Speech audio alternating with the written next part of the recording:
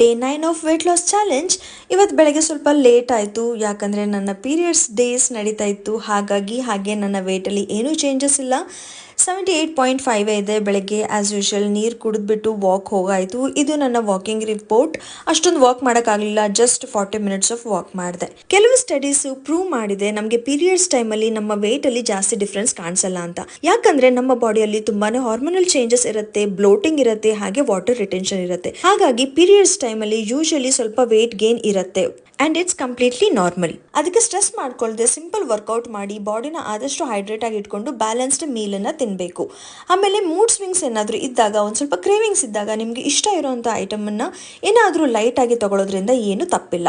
ಬ್ರೇಕ್ಫಾಸ್ಟಿಗೆ ನಾನಿವತ್ತು ಎಗ್ ಪಡ್ಡು ಮಾಡ್ಕೊಂಡಿದ್ದೆ. ಹಾಗೆ ಮಧ್ಯಾಹ್ನ ಅಷ್ಟೊಂದು ಹಸಿವು ಅನ್ನಿಸ್ತಾ ಇರಲಿಲ್ಲ, ಹಾಗಾಗಿ 1 ಬೌಲ್ ಆಫ್ ವಾಟರ್ ಮಿಲನನ್ನು ತಿಂದಿದ್ದೀನಿ. ಹಾಗೆ ನೈಟ್ ಡಿನ್ನರ್ಗೆ 2 ಚಪಾತಿ, ಚೆನ್ನ ಬಟಾಣ ಪಲ್ಯ ಹಾಗೆ ಬಾಳೆಹಣ್ಣಿನ ಸೀಕರಣೆಯನ್ನು ತಗೊಂಡೆ. ಬಾಯ್.